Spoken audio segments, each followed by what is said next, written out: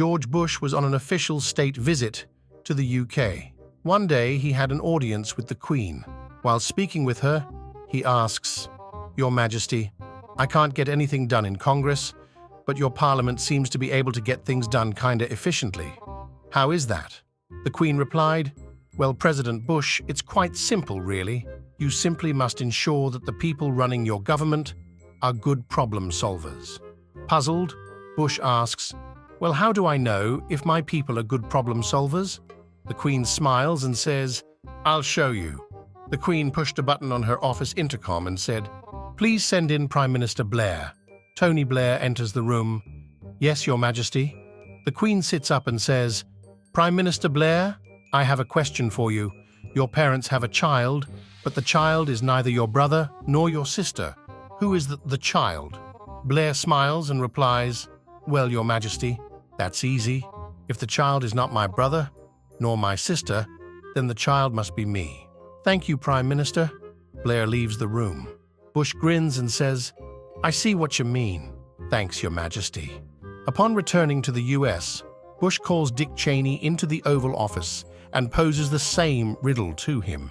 Cheney, confused, begins to fidget and mumbles, "Well, Mr. President, I'll have to look into that." Bush informs him that he wants an answer by the end of the day. Cheney walks back to his office and convenes a meeting with his staff. Everyone is stumped. He calls up the CIA, NSA, some people at NASA, and gets everyone he can think of working on the question. Nobody can figure it out. Late in the afternoon, Cheney is on his way back to the Oval Office, sweating bullets, because he doesn't have an answer for the president. He stops at the restroom to splash cold water over his face, and Colin Powell comes walking in after him. Cheney says, "Colin, I'm glad to see you. You're a smart guy." He asks Powell the question. Powell looks puzzled and says, "Well, that's easy. The child is me." Cheney's face lights up. "Oh, of course."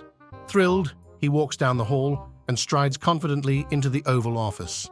"Well, Dick, you got an answer for me." Cheney smugly replies, "I do, Mr. President." Raising his eyebrow, he confidently states, The child is Colin Powell." Bush slams his fist down on the desk. "No, you idiot. Colin Powell? How could you be so Bush stops himself, sighs, and shaking his head, he says, "The child is Tony Blair." So there once was this wasp that lived in a jungle. This was not your ordinary wasp, though. He was smart, philosophical even. One day, he finally got fed up with his repetitive, insignificant life and decided that he would leave his hive, his family, his entire close-knit wasp community, and he would go out into the world and make something of himself, just like the humans do. So the wasp enrolls in school and passes with flying colors. Remember, this is a very smart wasp. He gets his high school diploma in a little under 3 years with a 4.0 GPA and all that snazz. After high school, believe it or not, the wasp gets accepted to Harvard. Harvard! This too proves to be no challenge for our hero as he graduates in just 2 years, again a 4 on the dean's list and all that snazz, not to mention all the clubs and sports he was in, the newspaper, rowing, student government, and the fact that he was by far the most popular student on campus. Even his professors looked up to him. He goes on to get 2 PhDs, and when he finishes his education, the wasp faces a bit of a dilemma. How does he apply his knowledge now? Where does he go from here? He decides to try out politics. After all, he was popular throughout school, did well in Harvard government. So he runs for mayor and wins in a landslide. He greatly reforms the city, fixing virtually all its major problems. He runs for governor and again wins in a landslide. 2 years later, the presidential election was coming up, and the wasp decides he might as well go for it. Of course, he wins in the largest landslide in US presidential history. His presidency goes exceedingly well. He is loved by all parties and has the highest approval ratings in history. He also finds the cures for cancer, AIDS and broken hearts while in the White House.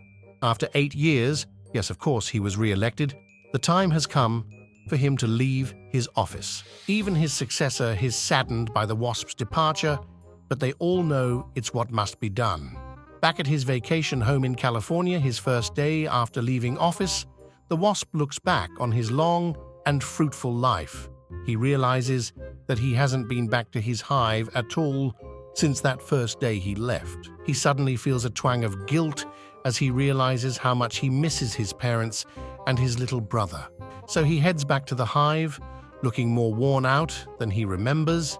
He goes inside and greets his family, who are overjoyed at the sight of him. He talks about how his life has gone as his family listens in wonderment. Eventually, he decides he is thirsty, so he decides to visit the old watering hole he remembered.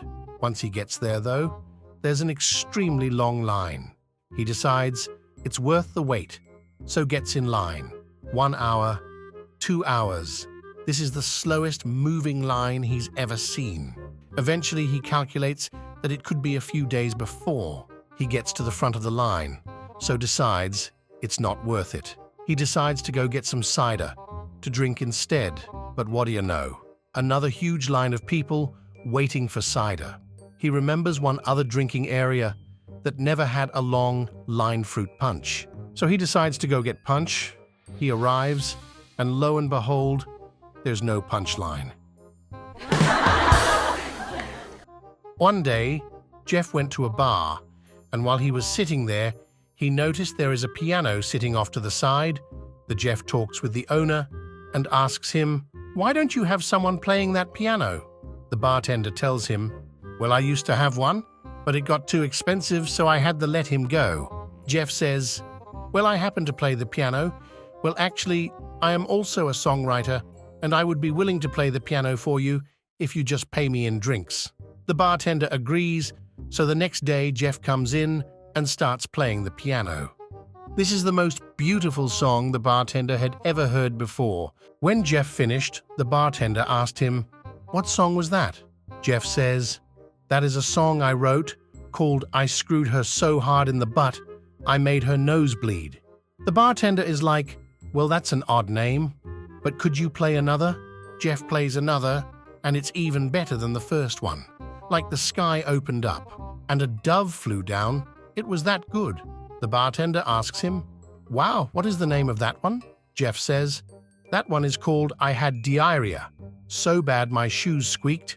The bartender responds, "Well, that's an odd name. I will let you get back to playing." So Jeff plays for a few hours, and then after this 6th or 7th song, Jeff asks the bartender, "Hey, can I have a break? I really gotta pee." The bartender responded, "Yeah, sure. Go anytime you want." Jeff goes to the bathroom and comes out. The bartender yells over to Jeff, "Hey, come over here." Jeff goes over to the bartender, and the bartender says, "Hey, do you know your fly is down and your balls are hanging out?" Jeff responds, "Do I know it? Hell, I wrote it." My friends, if you want to watch other funny jokes, subscribe to the channel.